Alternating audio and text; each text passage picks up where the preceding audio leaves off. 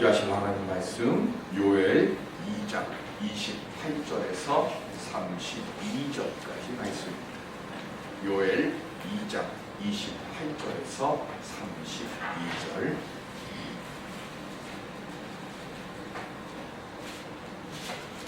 그 후에 내가 내 영을 만민에게 부어주리니 너희 자녀들이 장래 일을 말할 것이며 너희 늙은이는 꿈을 꾸며 너희 젊은이는 이상을 볼 것이며 그때 내가 또 내 영을 너희와 여종에게 부어줄 것이며 내가 이적을 하늘과 땅에 베풀리니 곧 피와 불과 연기 기둥이라.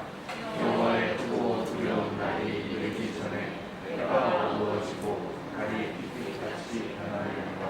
누구든지 여호와의 이름을 부르는 자는 구원을 얻으리니 이는 나 여호와의 말대로 시온산과 예루살렘에서 피할 자가 있을 것이며 남은 자 중에 나 여호와의 부름을 받을 자가 있을 것임이니라. 아멘. 예수 그리스도의 사랑의 공동체가 되어서 세상의 소금과 빛의 모습을 보이는 은혜의 만남의 교회가 될 수 있기를 주님의 이름으로 축원드립니다.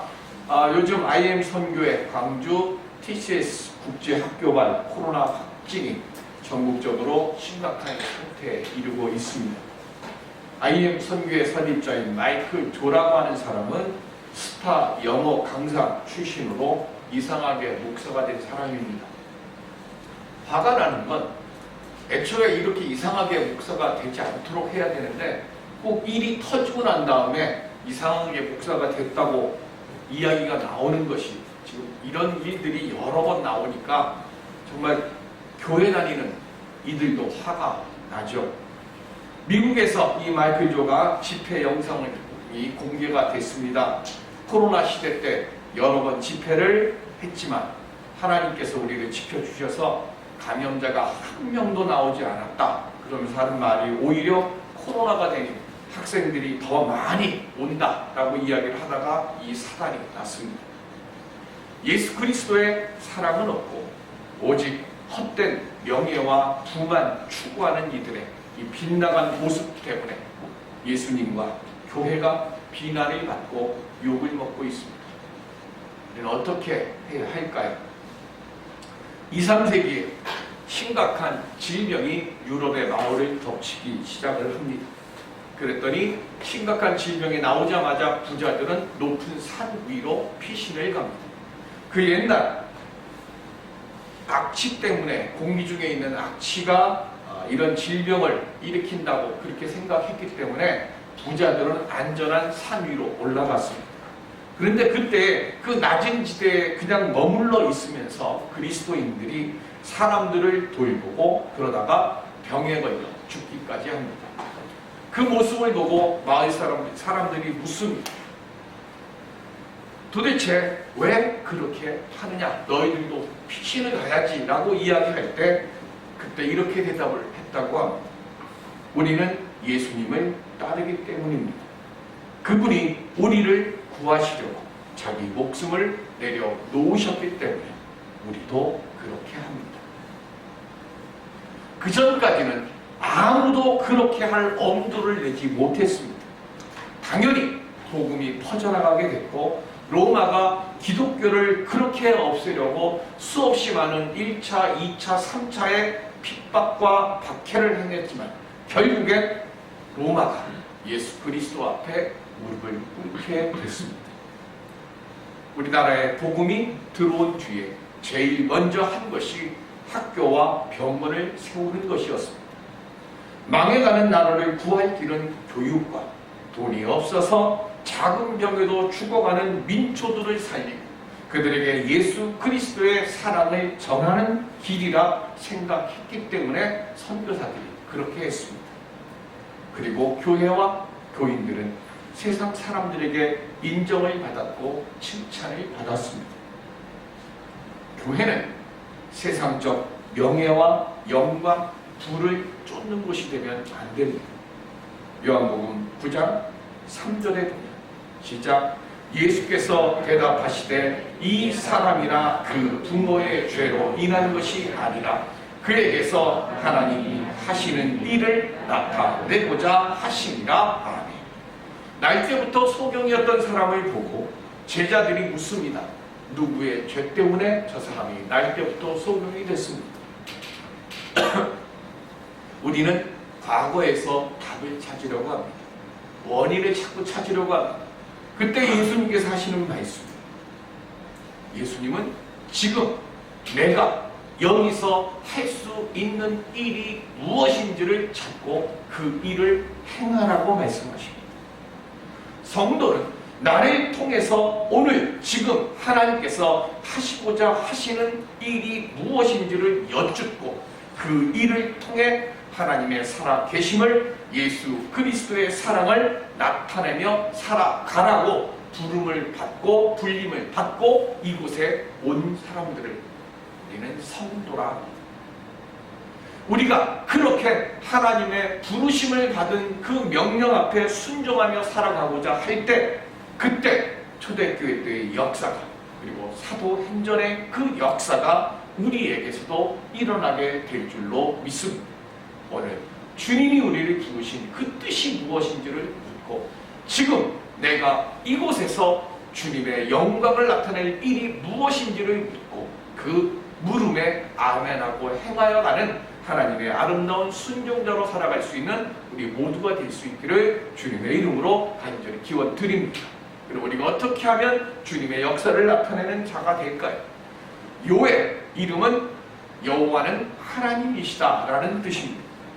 대부분의 예언자들은 환상을 통해서 계시를 받고 하나님의 그 말씀과 뜻을 선포했는데, 요의 선지자는 하나님의 말씀을 직접 듣고 들은 그 말씀을 선포합니다.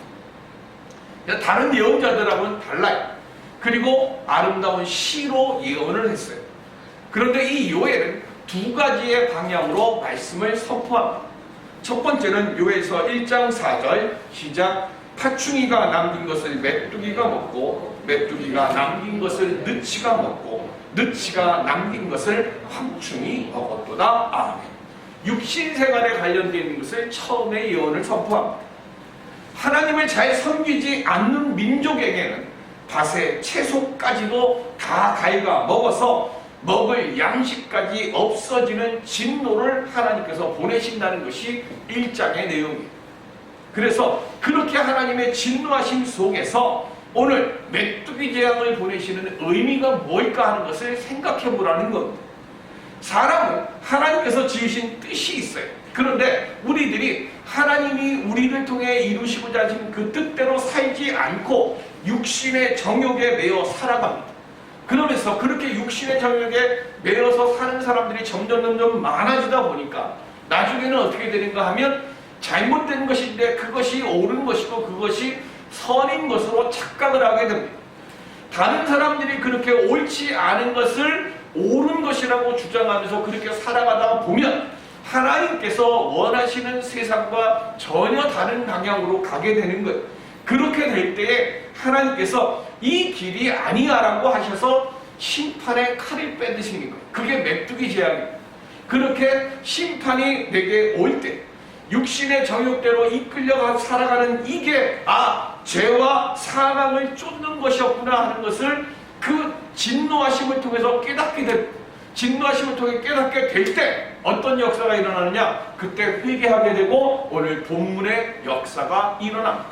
즉 영의 세계로 가기 위해서는 육의 세계를 쫓는 그것이 잘못된 것이구나 하는 것을 깨달아 알고 깨달아 아는 데서 그치는 것이 아니라 그것을 통해서 내가 회개를 할 때 그때 성령이 내게 임재하게 되고 성령이 임재하게 될 때 영의 세계가 비로소 내 눈에 보이게 되는 거예요.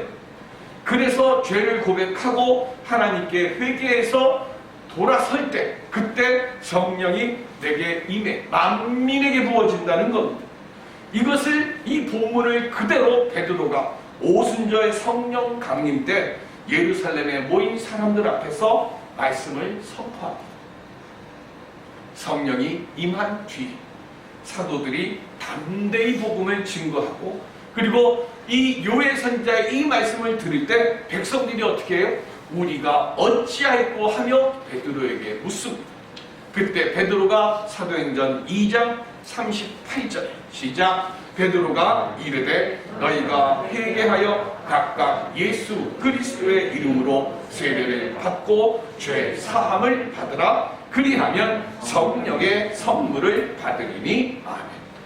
회개하고 우리가 어찌할꼬 하는 마음을 갖는 이들에게는 하나님께서 성령을 부어주신다고 그랬습니다. 성령 부음을 받게 되면 제일 먼저 무엇이 회복이 되는가 하면 제사, 즉 예배가 회복됩니다. 왜? 제사, 예배가 무엇인가 하면 하나님께서 나를 쓰시겠다는 것에 순종하는 마음으로 드리는 것, 이게 제사고 이게 예배입니다. 그래서 사도 바울이 로마서에서 말씀하신 로마서 12장 1절에 뭐라고 그러셨어요? 12장 1절 2절에 우리의 모든 것을 나를 하나님께 신령한 제물로 바칠 때 뭐해? 하나님이 원하시는 뜻, 선하심이 무엇인지를 우리가 깨달아 알게 되는 거예요. 그러니까 예배를 통해서 우리는 하나님께서 나를 지으신 뜻이 무엇인지를 알게 되는 겁니다. 이 세대를 본받지 말고 하나님이 원하시는 것이 무엇인가를 분별해서 아는 것, 이게 진정한 예배자의 모습이에요. 왜 그런 일이 일어납니까? 요한복음 14장 26절에 시작. 보혜사 곧 아버지께서 내 이름으로 보내실 성령, 그가 너희에게 모든 것을 가르치고 내가 너희에게 말한 모든 것을 생각나게 하리라. 아멘. 성령이 임하시면 예수님의 말씀이 무엇인지, 성령이 무엇을 말씀하시는지, 보혜사 성령이 오시면 예수님께서 하신 모든 말씀을 알게 되게 해주신다 그러는 거예요. 그러니까 성령이 내게 임하시면, 성령 세례를 받게 되어지면 신비한 능력 체험이 오는 것보다 먼저 뭐가 와야 되는 거예요? 말씀을 밝히 알고 말씀을 깨닫게 되는 거예요. 보혜사 성령이 우리에게 주시는 역사는 하나님의 원하시는 뜻이 무엇인지, 하나님의 말씀의 뜻이 무엇인지를 깨달아 알게 하시는 거예요.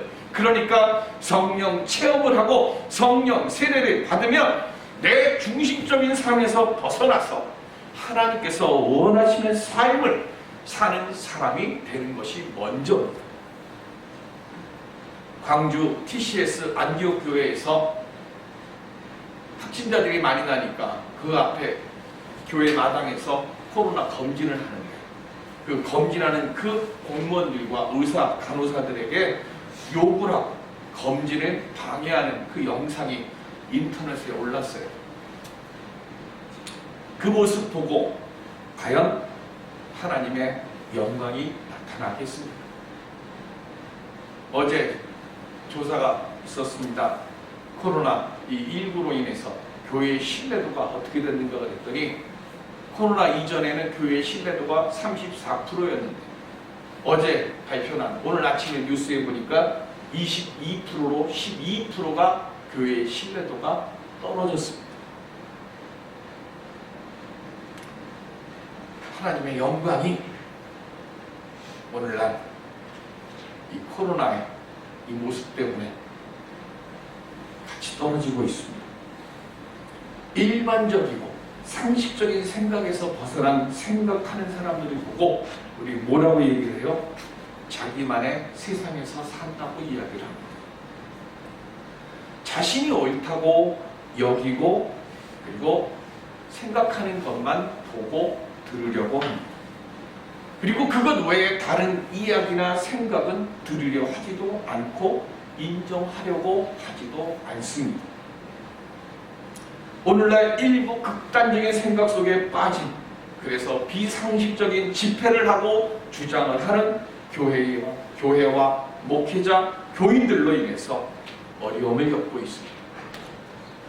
왜 이런 일들이 일어납니까? 자기 중심적이고 이 세상의 돈과 명예와 욕심을 믿음이라고 거짓 포장해서 자기를 정당화하고 하나님의 의와 선은 보지 않고 오직 세상적인 성공만을 추구하고 있기 때문에 그렇습니다. 성도는 이 세상의 화해의 사명자로 불림을 받은 자들입니다. 그 사명을 잘 감당하라고 회개하고 자기 의를 부정하는 자들에게 오늘 성경에서는 하나님께서 성령 세례를 부어 주신다고 말씀하셨습니다. 그때 내가 내 중심적인, 자기 중심적인 세상에 빠져있는 세상을 메뚜기 재앙으로 심판하시는 하나님의 의를 깨닫게 되고 온전히 하나님을 향해, 예수 그리스도를 향해 마음이 열리게 되어지고 여호와 주의 이름을 부르는 자가 되어서 구원을 얻게 됩니다. 하나님의 의와 선과 다른 자기 중심적으로 사는 이들이 메뚜기 떼와 같이 많아질 때 해가 어두워지고 달이 핏빛같이 변하는 세상이 됩니다. 사람들의 욕심과 어리석음으로 인해서 하나님의 영광이 가려질 때 하나님께서 공의의 빛을 다시 보내셔서 신령과 진심을 다해 회개하는 자들을 구원의 자리로 인도해 주십니다. 우리는 심판과 죽음의 염려 속에서 하나님의 날, 여호와의 날을 맞이하겠습니까? 이 시간 성령 세례 받으십시오. 그리고 그 말씀을 깨닫고 구원의 기쁜 노래를 부르는 자리에 설 수 있는 우리들이 될 수 있기를 바랍니다. 세네갈 출신의 잉글랜드 프리미어리그 리버풀에서 뛰고 있는 사디오 마네라고 하는 축구 선수가 있습니다. 연봉이 1,150만 파운드입니다. 우리나라 돈으로 171억입니다. 세금이 한 55%쯤 나간다고 치면 그래도 1년에 한 85억, 7kg 내 손에 들어오는, 아니 일하나? 한 55% 나가지? 더 나가?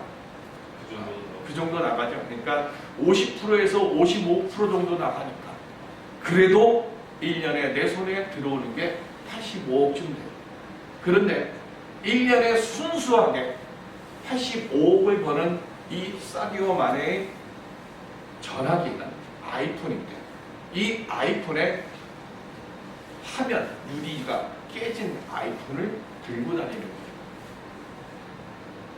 1년에 얼마나 번다고요? 세금 한다고 해도 1년에 어쨌든 연봉으로 받는 게 171억을 버는 그 친구가 깨진 아이폰을 가지고 전화도 하고 그거로 문자를 보내니까 그 핸드폰을 본 팬들이 아니 그렇게 돈을 많이 버는 네가 왜 그런 전화기를 갖고 다녀? 라고 묻기 시작을 합니다. 많은 사람들이 그렇게 질문을 하니까 사디오 마네가 이렇게 대답을 했어요. 내가 왜 10대의 페라리라고 아주 비싼 자동차가 있습니다. 10대의 페라리, 20개의 다이아몬드 시계, 2대의 전용 비행기를 가져야 합니까? 그게 세상에 무슨 도움이 됩니까? 과거에 나는 배고팠고 농장에서 일했고 맨발로 뛰어놀았고 학교에 다니지도 못했습니다. 하지만 지금 나는 사람들을 도울 수 있습니다. 나는 학교를 지었고 가난한 사람들에게 음식과 옷을 나눠주는 것을 더 좋아합니다. 그동안 여러 학교를 지었고 축구 경기장도 하나 지었습니다. 우리는 극도의 가난한 상태에 있는 사람들에게 옷과 신발 그리고 음식을 제공하고 있습니다. 거기에 매달 70유로 약 10만 원씩을 매우 가난한 지역의 세네갈 사람들에게 생활비 차원에서 주고 있습니다. 나는 값비싼 고급 차들, 고급 저택과 여행 그리고 비행기까지 떠벌리고 자랑할 필요가 없습니다. 그저 내 나라 사람들에게 내가 받은 이 많은 것들 중에 내가 베풀어주고 나누어주는 것으로 그들이 조금이라도 도움을 받아 누릴 수 있다면 나는 그것으로 행복합니다. 오늘 우리 만남의 교회가 해야 할 화해의 사명자 역할이 무엇입니까? 제가 지난주와 오늘 찬송을 일부러 똑같이 안 바꾸고 그대로 불렀습니다. 세상 모두 사랑 없어 맹맹함을 아느냐. 사랑하는 주님 앞에 형제자매 한 자리. 오늘 우리 만남의 교회가 세상에 소망을 줄 수 있는 사랑의 방주가 되고, 그리고 사랑의 전달자가 되어지는 하나님의 복된 사랑 속에서 맡겨져 있는 화해의 사명자의 역할을 온전히 감당했습니다. 주님의 역사를 나타내는 주님의 사람 될 수 있도록 주여 나를 사용하여 주시옵소서. 오늘 우리가 그렇게 주께 드릴 때 주님께서 우리가 이 세상의 빛과 소금의 역할을 감당할 수 있도록 능력도 주시고 은혜도 주시고 힘도 주시고 건강도 주실 줄로 믿습니다. 먼저 우리가 구해야 될 건 물질을 주시면 제가 사용하겠습니다가 아니라 주님의 영광을 드리는 사람으로 나를 사용하여 주시옵소서. 이게 먼저 주님의 뜻이 드러나는, 주님의 영광이 드러나는 그 믿음의 삶을 살아가는 성령 세례를 온전히 받은 우리 모두가 될 수 있게 주님의 이름으로 축원드립니다. 기도하겠습니다.